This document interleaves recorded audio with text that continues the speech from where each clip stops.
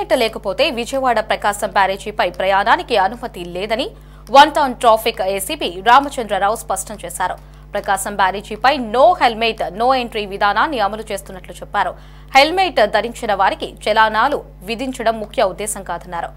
ఎక్కువ ద్విచక్ర వాహనదారులే ప్రమాదాలకు గురవుతున్నారని, ఈ నేపథ్యంలో హైకోర్టు ఆదేశాల మేరకు హెల్మెట్ నిబంధన అమలు చేస్తున్నామంటున్న వన్ టౌన్ ట్రాఫిక్ ఏసీపీ రామచంద్రరావుతో మా ప్రతినిధి Mahesh face to face.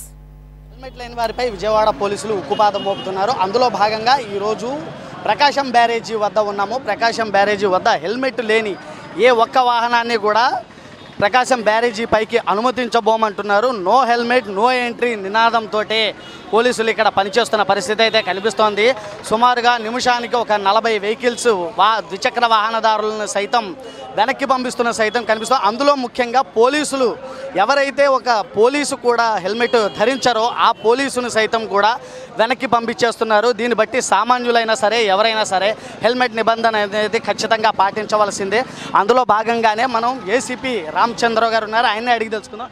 Sir చెప్పండి, ఈరోజు హెల్మెట్ విధానం వాడాలి అని చెప్పేసి ఎప్పటి నుంచో చెప్తూనే ఉన్నారు. అయితే నగరవాసులు చాలామంది దీన్ని నిర్లక్ష్యంగా చేస్తున్నారు. దానిలో ఇవాళ నో హెల్మెట్ నో ఎంట్రీ చేశారు. ఏంటి దీని కాన్సెప్ట్ అసలు? దీని ఉద్దేశం ఏంటంటే ప్రజల్లో చైతన్యం కలిగి మొత్తం అంతా వాళ్ళు సేఫ్టీగా ఉండి మనకున్న యాక్సిడెంట్ రేట్ని తగ్గించి ప్రపంచంలో ఉన్న చాలామంది కుర్రవాళ్ళు యూత్ యాక్సిడెంట్ వల్ల చనిపోతున్నారు. మనం మంచి సంపదను కోల్పోతున్నాం అన్నమాట. దాని పరిరక్షణలో భాగంగా హెల్మెట్ని తీసుకొచ్చి హెల్మెట్ ధరించాలి. మనకు హైకోర్టు కూడా తెలియజేసింది. మన హెల్మెట్ వల్ల 660 మంది ఇప్పుడు చనిపోవడం జరిగింది. ఎక్కువ 2 వీలర్స్ వాళ్ళు చనిపోతున్నారు. జనాల్లో మనం రోజు చెప్తున్నాం, ఫైన్లు వేస్తున్నాం, ఎలా పట్టించుకోవట్లేదు. వాళ్ళకి కొద్దిగా వినూతంగా వాళ్ళకి చేరాలనే ఉద్దేశంతో ఈ కార్యక్రమం పెట్టడం జరిగింది. హెల్మెట్ ఉన్న వాళ్ళే బ్యారేజీ పంపించడం జరుగుతుంది. ఈ విధంగానే తెలుసుకుని వాళ్ళు హెల్మెట్లు కొనుక్కుని హెల్మెట్తో ప్రయాణం చేస్తారు, సేఫ్ జర్నీ చేస్తారనే ఉద్దేశంతో ఈ కార్యక్రమం పెట్టడం జరిగిందండి. అంటే ఇప్పుడు ఈ హెల్మెట్ లేకుండా ఇలా ఆపుతున్నారు. దీనివల్ల కూడా కొంత ట్రాఫిక్ సమస్య అయితే తలెత్తుతోంది. వాస్తవమే, దీన్ని ఎలా అధిగమిస్తున్నారు? అంటే కొన్ని కావాలంటే కొన్ని వదులుకోవాలి. ఈరోజు జనాల్లో ట్రాఫిక్ అవేర్నెస్ తీసుకెళ్లాలంటే ఈ విధంగా పెట్టడం వల్ల 10 మందికి తెలుస్తుంది. వాళ్ళ ద్వారా 10 మందికి చెప్తారు. కాబట్టి ప్రతి ఒక్కరూ మన మెట్రోపాలిటన్ సిటీస్లో ఎలాగైతే హెల్మెట్లు పెట్టుకుంటున్నారో మన విజయవాడ సిటీలో అందరూ పెట్టుకుని మనం డెత్ రేట్ని తగ్గించాలనే కాన్సెప్ట్ మెయిన్. కాబట్టి ప్రజలందరూ సహకరించాలి.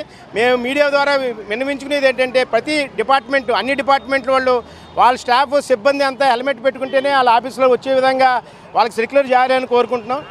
ఇది ఇక్కడ ఏసీపీ రామచంద్ర గారు చెప్తున్న పరిస్థితి. హెల్మెట్ లేకపోతే మాత్రం ప్రకాశం బ్యారేజీ పైకి ఎట్టి పరిస్థితుల్లోనూ ఎంట్రీ అవకాశం అయితే ఉండదని చెప్తున్నారు. ఏం చేసినా సరే ఇక్కడ యువత ముఖ్యంగా హెల్మెట్ లేకపోవడం వలన యువత యాక్సిడెంట్లకు లోనై మృత్యువాత పడుతున్న విషయం తెలుస్తోంది. అందులో భాగంగానే వారిని యువతని కోల్పోవడం అంటే దేశ సంపదను కోల్పోవడంతో సమానం అంటున్నారు.